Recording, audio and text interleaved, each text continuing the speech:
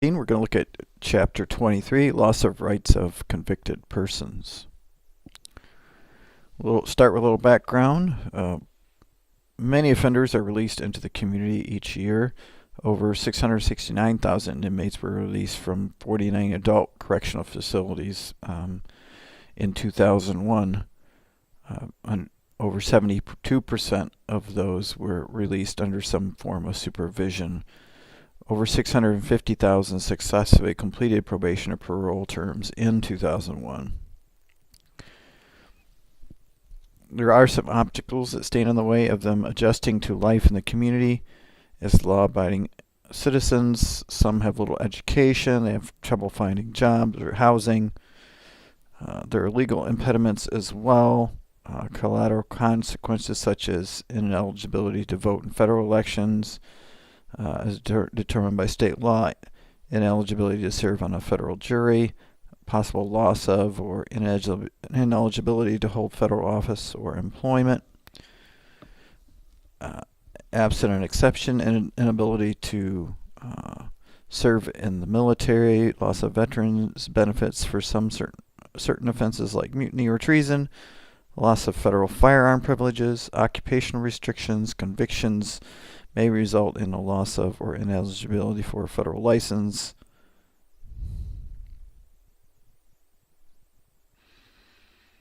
Some convictions may restrict being an institution-affiliated party with respect to a financial type institution, perhaps participating in labor organizations, federal contracts or programs. There's sex offender registration notification, restriction on certain federal benefits. A conviction for moral turpitude, as an example, may make an alien ineligible for admission into the U.S. And the states may also have similar types of restrictions or even additional ones.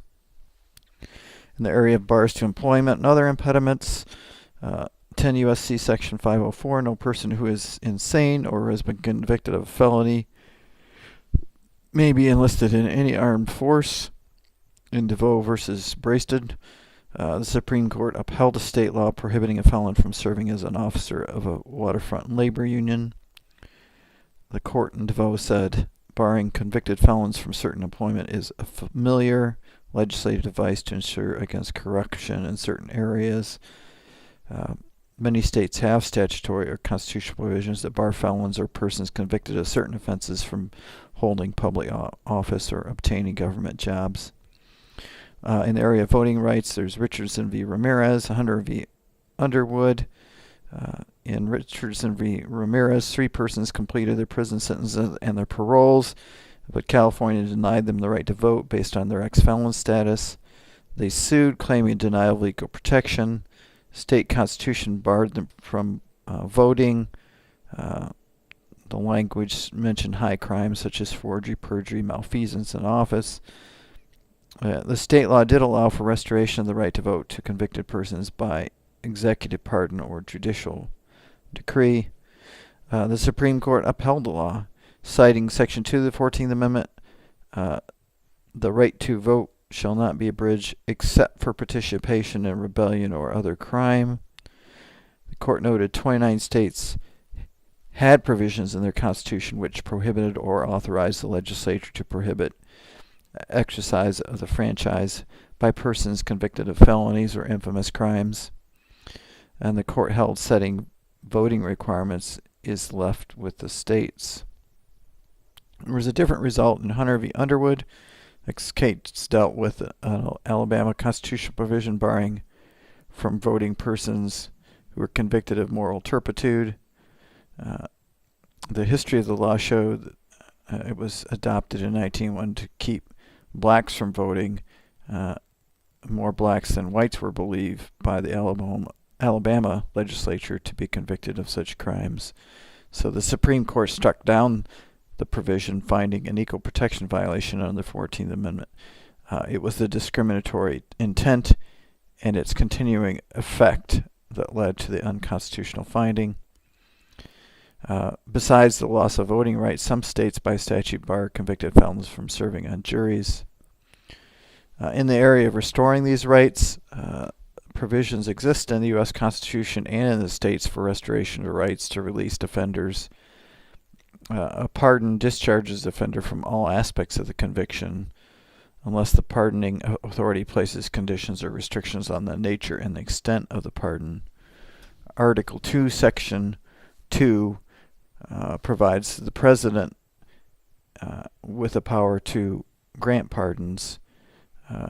The United States has a pardon attorney located in the Department of Justice who reviews applications from all over the country and makes recommendations to the President.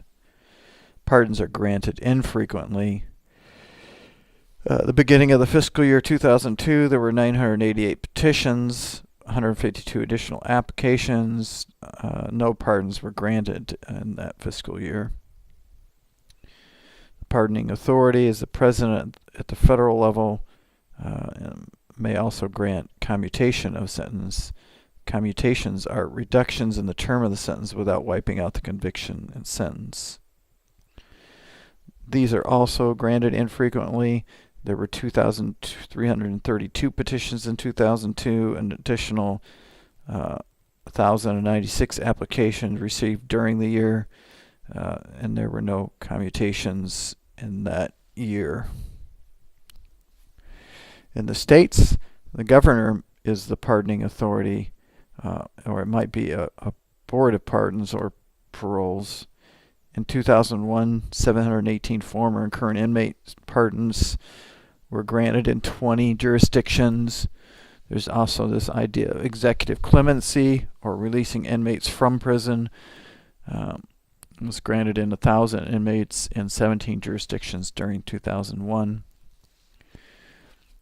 Even though a person is pardoned and a conviction and sentence legally vacated, the fact of the criminal behavior may still be considered in some occupations or professions. For example, embezzlement or other financial wrongdoing may be taken into account on deciding whether to license a public accountant.